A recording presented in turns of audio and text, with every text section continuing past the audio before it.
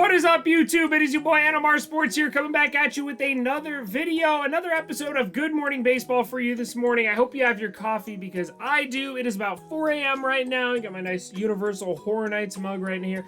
Anyways, be sure to smash that like button if you do enjoy this type of content, and subscribe and turn on those notifications so you can actually be notified when I post these videos, and you can wake up and get your baseball fix in the morning while you're having your bowl of cereal or having that cup of coffee. I do have a new Twitch schedule coming out. You can see it over my Twitter and my Instagram. I'm going to be streaming MLB The Show 21 when it releases Thursday night, technically on the East Coast, Friday morning at midnight. So if you guys do want to tune into that, I'll be live for like 10, 12 hours, something like that. It's going to be crazy. It's going to be fun. There's going to be a lot of packs, all sorts of different things, and you can expect some more MLB The Show content coming to this channel as soon as the new game drops. So that's all that stuff out of the way. You can check the links in the description of my podcast. We did record another episode, but let's get right into the video and start talking about what went down yesterday in baseball. Now let's start off with one of the hottest teams in all of baseball. That is the Boston Red Sox, man. After an 0-3 start, they are ridiculous. They're on a 7-game winning streak, and Rafael Devers, man.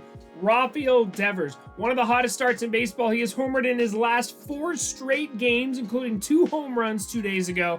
That man is just on fire right now. There's no cooling him off. JD Martinez is also on fire, and they are just absolutely cruising right now. They get a 4-2 win over the Minnesota Twins, who are not a bad team by any means. I know they just beat up on the Orioles a little bit, but right now, man, Red Sox are looking absolutely phenomenal. Martin Perez got the start in this one. He gave up 2 earned runs early, and I honestly didn't know Martin Perez was still in baseball. I don't know. If the Red Sox pitching staff can hold the Minnesota Twins offense to 2 runs with Martin Perez on the mound, and their bullpen could be this lights out, I don't know, man. The Red Sox could be scary. I don't know. I doubt that's sustainable, but hey, good for the Red Sox, man, off to that 7-3 start. Now let's go over from the AL East over to the AL West and talk about another team that off to a very slow start, but is starting to heat up a little bit. That is the Oakland A's. The Oakland A's go on to beat the Arizona Diamondbacks 7-3. They get a 2-game sweep of the Diamondbacks, if you want to call it that. I feel like it's weird calling it a sweep after 2 games. Steven Piscotty and Jed Lowry and Seth Brown all hit home runs. Jed Lowry, who was absolutely terrible for 2 years for the Mets, is all of a sudden back to amazing form. It looks like an actual baseball player again over with the Oakland A's. Jed Lowry is looking amazing. He hits another home run last night. Seth Brown actually hit a go-ahead home run in the 8th inning. So Seth Brown looking kind of good. I don't know, man. This Oakland A's offense, it honestly has a lot of good pieces in it. It just needs to get going a little bit there. And then their pitching staff has been looking a little bit better. I really like Yasmani Petit. He was the guy who got the win last night. He has a 2.7 ERA right now, so he got off to a little bit of a shaky start. But he was a good, very quiet offseason acquisition for them. I know he pitched for them last year, but they re-signed him. Kind of a really good re-signing, in my opinion. Especially with their closer out in Trevor Rosenthal. Now, I can't believe I'm saying this, and I almost wasn't going to talk about this game, but it's too funny. The Pittsburgh Pirates beat the San Diego Padres, and they chased Blake Snell in the 1st inning. Now, I don't know about you, when I hear somebody got chased in the 1st inning, like they got pulled out of the game in the 1st inning, I think, oh, this guy must have given up 8 runs, 12 hits, something like that. Like, it was crazy. They had to have an awful performance to be taken out. Well, Blake Snell, like, I mean, it wasn't a great pitching performance, but 0.2 innings pitched. He only allowed 3 hits, 3 earned runs, 2 walks, and he had a strikeout. I honestly don't know. I know that's not typical Blake Snell dominance out there on the mound, but I mean, come on, 3 earned runs, you're going to take him out that early. I don't think that really constitutes as a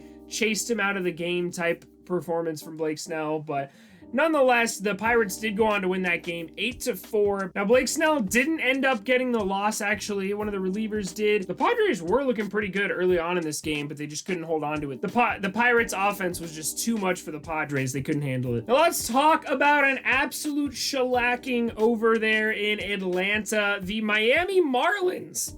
Out of all teams that I told you scored 14 runs yesterday, I guarantee you the Miami Marlins would not have been on the top of that list. But nonetheless, they put up 14 runs off of 7 of them, I believe, off of Max Fried. Max Fried has not looked good this year. Let me just pull up these good little stats real quick. This year in 2021, he has an 0-1 record with an 11.45 ERA, 3 games started, 11 innings pitched, 14 strikeouts, so the strikeout numbers are kind of there, and just not looking great for him after an amazing 2020 he had. He was one of those guys that I was very, very confident coming into this year.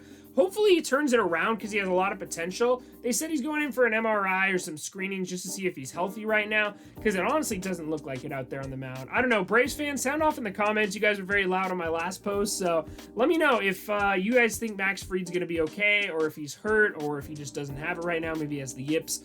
I don't know. I'm worried because he's on my fantasy team, and my fantasy team sucks right now, all because of him and my other pitching that just is terrible right now, worse in the league. Yeah, so the Marlins put up 14 runs. Adam Duvall hit 2 home runs in this one. Marcell Ozuna gets his first of the year. Ozzy Albies hit his second home run of the year as well. Yeah, the Marlins just went to town, man. 17 hits, 14 runs scored.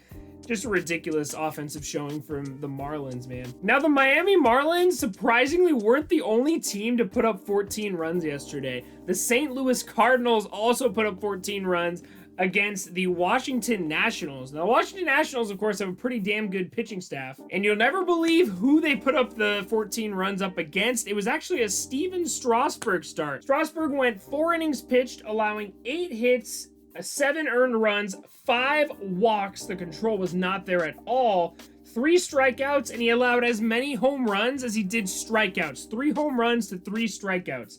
Now, the bullpen wasn't much better behind him. Luis Avilan going 6 hits, 3 earned runs as well, and it kind of spiraled from there.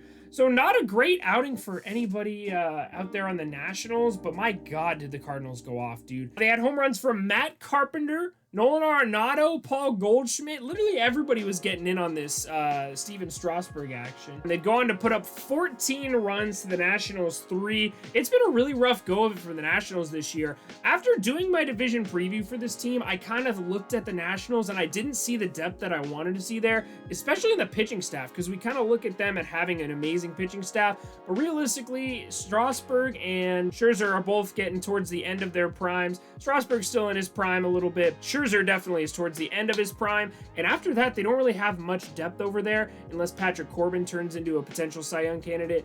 So I'm not super high on the Nationals as much as I used to be, but you know what? It's only one game. I'm not going to freak out about it. They haven't been super hot to start the year, and they have had a very, very tough schedule going up against the Cardinals, the Dodgers. It's been definitely been a tough year for the Nationals over there. Now, a team that has been surprisingly good all year, that is the Detroit Tigers. Man, the Detroit Tigers look amazing offensively, and they're riding on the backs of guys you wouldn't expect. Nomar Mazara has been pretty damn good. I've always been pretty high on Nomar Mazara. I just think he hasn't really gotten the opportunity he's needed. Akil Baddoo is ridiculous, man. He hit another home run last night, opposite field there in Houston. And Wilson Ramos has 5 home runs this year. I don't know, maybe going to the Mets is just a curse, dude. We already talked about Jed Lowry, who was terrible for the Mets, but amazing for the A's. Now we're talking about Wilson Ramos, who was awful for the Mets, and now has 5 home runs in his first few games with the Tigers and is playing every day. I don't know, man. It looks kind of bad on the Mets right now. But hey, Wilson Ramos, Akil Baddoo, all these guys are really producing, and their pitching staff has been a lot better. I would say well overperforming expectations. So if you're a Detroit Tigers fan, man, this is kind of exciting. Like, I don't think you guys are going to make the playoffs or anything still, but hey, you're pretty close to 500 at this point in the season. You guys have been looking very good. You're at least competitive, and you're definitely not a team that's just going to roll over and let teams steamroll you. So good for the Tigers right now, looking very good, especially offensively, and they do have a lot of young talent over there. I'm big on Willie Castro, I'm big on Heimer Candelario. A lot of good guys to be excited about back there. And then, of course, you have one of the best prospects in the MLB waiting down there in Spencer Torkelson. It's a bright future over there in Detroit at the moment. I honestly did that whole thing and didn't realize Wilson Ramos hit 2 home runs yesterday. Bro, Wilson Ramos is back to form. I used to love this guy, man. He used to be one of the best catchers in all of baseball, but obviously he's slowed down a lot. He's kind of up there in years. But hey, man, Wilson Ramos still bringing that power to the plate. So the Astros, after starting 6-2, are down to 6-5 at the moment, man. They're almost down to 500, which looks amazing for my Angels and a little rough for the Astros at the moment. I don't really know what's going on with them, but I'm sure they'll pick it back up. They're too good of a team to not. All right, let's breeze through this stupid-ass Angels-Royals game, man. Oh, Danny Duffy just shut down the Angels. Okay. let me get this. Let me get this here. Let me just go. I'm gonna put my glasses on because my eyes hurt right now. I know they're ugly. You can roast me for my glasses in the comments. I'm trying to get new ones. Okay, I'll get them soon. Anyways, the Angels have 4 players who should be playing in the major leagues in their lineup right now. Justin Upton is hurt. Anthony Rendon is hurt. Dexter Fowler is hurt. Juan Lagares is hurt. Max Stassi is hurt. Those are 5 guys who are potential starters, and some of them studs in Anthony Rendon and stuff. Last night, we rolled out Jack Mayfield at third base. We rolled out John Jay in right field. Anyways, after our first 5 guys in the lineup, it was honestly just strikeout, strikeout, strikeout, strikeout. Kurt Suzuki did have a pretty good game though, but at the end of the day, it just wasn't enough. We had so many runners in scoring position. We had 2 runners on pretty much every inning in this game. I think there were 5 different innings, 6 different innings that we had 2 runners on and just didn't score. So it was awful. I will say the bright spot of the game was Shohei Ohtani going 3 for 5 with a home run, his 5th of the season. Shohei Ohtani absolutely goated right now. He also hit a 119-mile-per-hour double yesterday. Or 2 days ago, sorry. So my guy Shohei Ohtani, I don't think I've seen him hit a ball under 100 miles per hour this season. He just doesn't make soft contact. Somebody on Twitter told me the last time he made soft contact was when he was like 5 years old. Because this man just rakes the ball. It doesn't matter if it's a line out, if it's a strikeout. He is the king of perfect outs. He literally just rakes every pitch he sees. So Shohei Ohtani looking like an MVP candidate early. Mike Trout, the MVP candidate, goes 1 for 5, with 4 strikeouts in a game for the first time since 2017. And I don't know what was in his head or something last night, but yeah, he struck out 4 times. Didn't look very good for Trout. He still did get a hit in his first AB, though, so it wasn't all bad. But yeah, 4 strikeouts, especially against a start where Danny Duffy starts. Not the best look for the Angels. So the Angels go on to lose 3-2, and they lose on a stupid passed ball that should have got past Salvador Perez, but it hit Jared Walsh at the plate, and then Fletcher got thrown out at third. Just a rough game to watch. There were so many opportunities to win that, and if we had our starters who were hurt or just had back stiffness like Justin Upton, we would have easily won that game. So it's all right. It's all right. I'm not salty. The Astros suck right now, so it's good for us. We have room to spare. We're chilling atop the AL West at the moment, but still.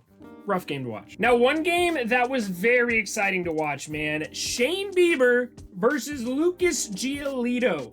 Bro, the matchup of the century.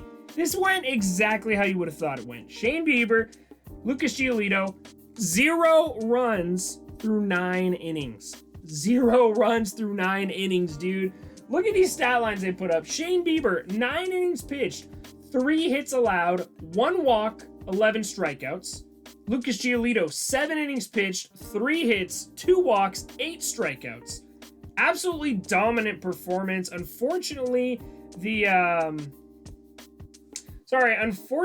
bullpen would come in to blow it, and Crochet actually didn't give up any earned runs. It was all defensive miscues. I don't really know exactly what happened. I don't have enough time to go through the highlights there, but it looks like the White Sox defense kind of blew the game for him there.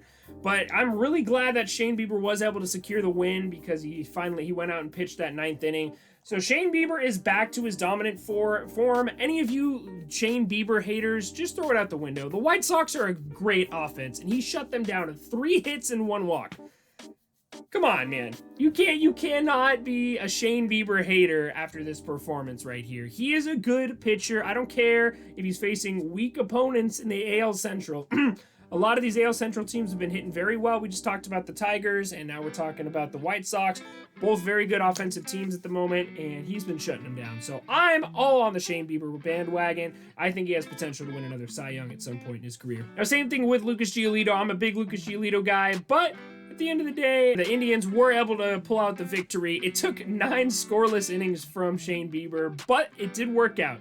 So all you need from the Indians is 9 scoreless innings from your starting pitcher. Easy.